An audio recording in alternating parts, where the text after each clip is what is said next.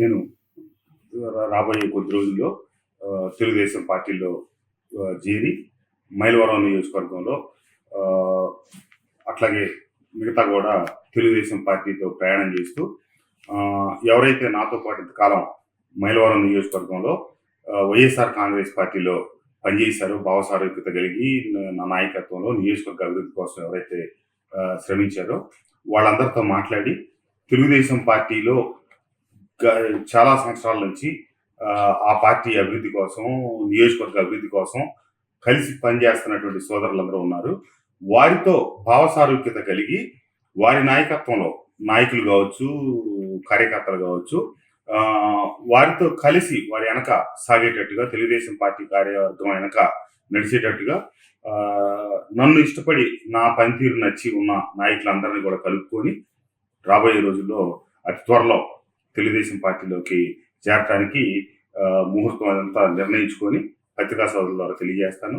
తప్పకుండా నాకేమైతే శాసనసభ్యుడిగా 5 సంవత్సరాలు అవకాశం కల్పించిన నా మైలవరం నియోజకవర్గ ప్రజానీకానికి, అట్లాగే మైలవరం నియోజకవర్గ సమగ్రాభివృద్ధి కోసం నేను నిరంతరం పనిచేస్తానని, నా రాక వల్ల ఏ రకమైనటువంటి తెలుగుదేశం నాయకుల్లో కానీ కార్యకర్తల్లో కానీ గతం నుంచి పార్టీకి వెన్నుదన్నుగా నిలబడ్డ వారికి ఏ రకమైనటువంటి ఇబ్బంది కలగని రీతిలో అందరినీ కలుపుకొని వారిని ముందుండి వారితో పాటు కలిసి సాగుతానని, నా వల్ల తెలుగుదేశం పార్టీకి మంచి జరుగుతుందో తప్పితే ఏ రకంగా కూడా ప్రత్యక్షంగా కానీ పరోక్షంగా కానీ ఏ రకమైనటువంటి ఇబ్బందులు కలగని స్థితిలో ముందుకు సాగుతానని, ఏవైతే ఈ రాష్ట్రాన్ని అభివృద్ధి పదంలో ఒకనాడు అక్షర క్రమంలోనే కాకుండా అభివృద్ధిలో కూడా ముందున్నటువంటి ఆంధ్రప్రదేశ్ ఈరోజు అన్ని విధాలుగా వెనకబడుతున్నటువంటి పరిస్థితుల్లో అనుభవం కలిగినటువంటి చంద్రబాబు నాయుడు గారి నాయకత్వంలో ఈ రాష్ట్రం మరింతగా పురోగమించడం కోసం పురోభివృద్ధి సాధించడం కోసం వారి నాయకత్వంలో వారి అడుగుజాడల్లో నడవటానికి సిద్ధమయ్యి తెలుగుదేశం పార్టీలో చేరబోతున్నానని చెప్పి తెలియజేస్తూ చేరే తేదీ ఈ ఇతర వివరాలన్నీ కూడా అతి త్వరలో మీ అందరికీ తెలియజేస్తానని చెప్పి థ్యాంక్ యూ. నియోజకవర్గంలో నాయకులతోటి, టీడీపీ నాయకులతోటి, కార్యకర్తలతో ఆల్రెడీ టచ్ లో ఉన్నాను. నాకు దాని గురించి చెప్తారు. నేను టచ్ లో ఉంటుంటే ఇట్లా పార్టీలో చేరుతున్నాననే విషయం రూఢి అయిన తర్వాత కొంతమంది నాయకులు నాకు ఫోన్లు చేశారు. అదే ఇట్లా అవును అని చెప్పి నేను చెప్పడం జరిగింది. వారిని ఈ రోజు నుంచి రాబోయే 2 రోజులు 3 రోజుల పాటు ముఖ్యులందరినీ, మండల నాయకుల్ని, అట్లాగే మండల పార్టీ అధ్యక్షుల్ని వారిని కలిసి ఎవరెవరు ప్రధానమైనటువంటి కార్యవర్గ సభ్యులు అందరూ ఉన్నారో వారిని అందరికి ఇళ్ళకెళ్ళి వ్యక్తిగతంగా వచ్చే 3 రోజుల పాటు కలుస్తాను. తదుపరి పార్టీలో చేరే తేదీని నిర్ణయించి వారందరికీ చెప్పి వారందరి అనుమతితో వారందరితో కలిసికట్టుగా ముందుకు సాగుతారు. అది పార్టీ అధిష్టానం నిర్ణయానుగుణంగా నేను నడుచుకుంటాను. పార్టీ అధిష్టానమే ఆ వివరాలన్నీ నిర్ణయిస్తుంది. వారు ఫైనలైజ్ చేస్తారు. వారి నిర్ణయానుసారమే నేను ముందుకు సార్. ఉమా గారితో మీ ప్రయాణం ఎలా కొనసాగుతుంది?